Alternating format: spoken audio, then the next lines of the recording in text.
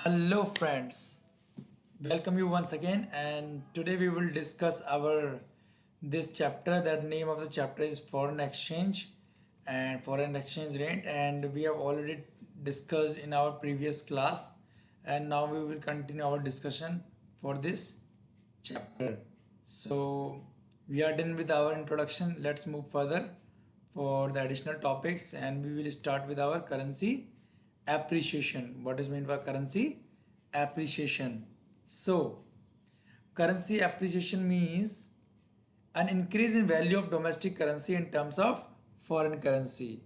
So for example, let's see over here.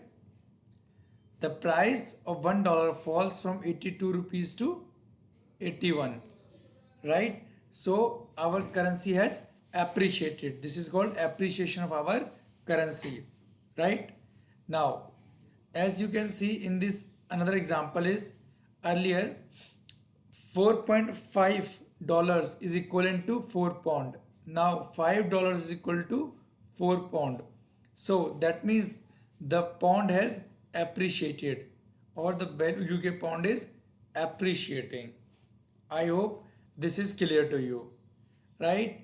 This refers to increase in the value of domestic currency in terms of foreign currency. Earlier, the foreigners were paying 82 rupees, or we were paying 82 rupees to get $1. Now we are paying 81. So that means our currency is appreciating.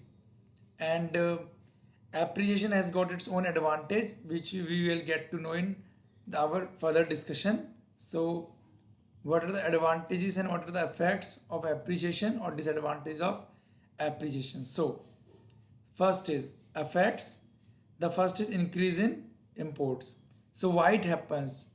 It happens because when our currency appreciates, the foreign goods become relatively cheaper. Let's see this. Appreciation in domestic currency means rise price of domestic currency in terms of foreign currency, right? Now 1 rupee can be exchanged for more US dollars with same amount of money. More goods and can be purchased from the country, right? So increase in imports from USA of American goods become relatively cheaper. So as I told you friends, that the foreign goods will appear relatively more cheaper, and our import will increase. Similarly, decrease in exports, because we will be purchase will lead to decrease in export, as 1 unit of foreign currency will now buy less domestic goods. So this is just the vice versa of the previous scenario. Like in the case where you have a value of $1, right? That was earlier 82. Now it has reduced to 81, and this is called appreciation. In appreciation case, there is an import of goods from other country, and you really like it because it is going to increase your expenses, or because the goods has become relatively cheaper. And it is vice versa for the case of exports, because this will lead to fall in exports, as domestic goods will become relatively costly for foreign nationals, because our country, our uh, currency is appreciated. And since our currency is appreciated, so our goods will appear cheaply, our goods will appear costly to the foreign nationals, right? Now next, move on to the national income. So since there is more import and less export, more import and less export, so as export will fall, import will rise due to appreciation of domestic currency, right? Is this clear? Very clear, right? So net export will decrease. So this is the ultimate effect. The net export will decrease. So what will happen? It will reduce the national income. It will reduce the national income, assuming there is no change in other things. So our national income will get reduced. I hope this makes clear to you what is currency appreciation. When our currency value rises in terms of any foreign currency, that is called currency appreciation. Appreciation has got impacts. First is there will be increase in imports, because increase in imports, because our goods will appear, foreign goods will appear cheaper, because our currency is appreciated. decrease in exports because the goods that we are sending to foreign country, they become literally costly for the foreign nationals because our currency is appreciated. And net effect is called because of rise in import, more import and less export, decrease in export, the net impact will be decrease in national income. I hope this thing is pretty clear to you, right? Now, what is the difference between currency appreciation and currency depreciation? So, we know what is the difference between both the two, currency appreciation and currency depreciation. When there is decrease in the value of domestic currency in terms of foreign currency, there is called currency depreciation, and when there is increase in the value of domestic currency in terms of foreign currency. I hope you understand this. Next, next difference is domestic goods become cheaper in foreign country. More of such goods can now be purchased with the same amount of, it leads to increase in exports. It leads to increase in exports, right? Similarly, the vice versa for the case of appreciation. The foreign goods become cheaper, right? And which lead to increase in imports. Increase in imports. So we have example for it, like the price of $1 was rupees 81 earlier. Now it has become $82, 82 rupees. So the currency has depreciated. Indian rupee is depreciating.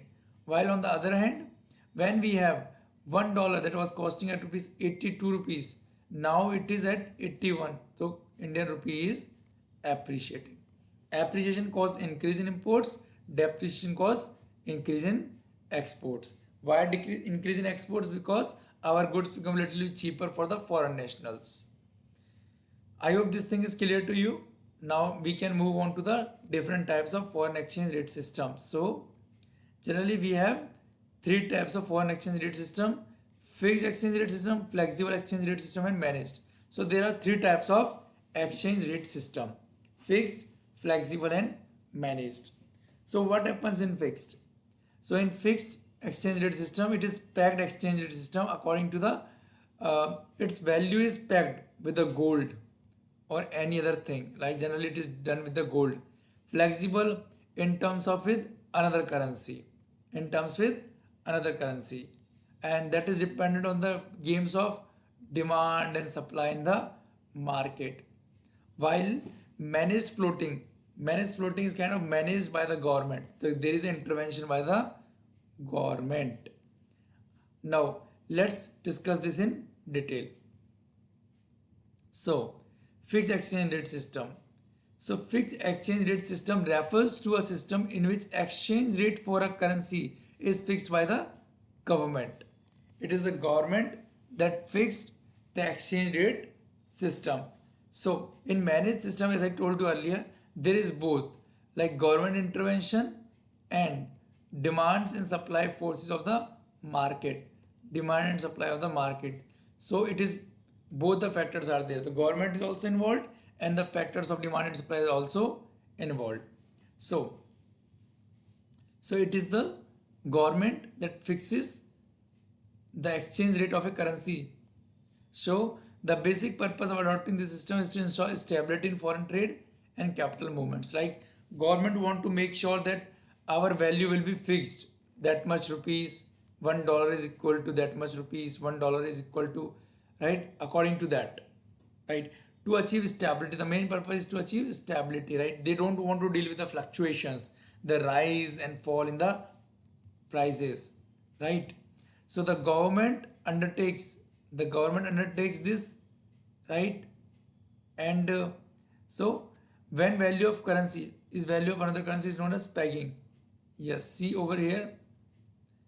So that is called pegged when, so first we need to understand what is called pegging.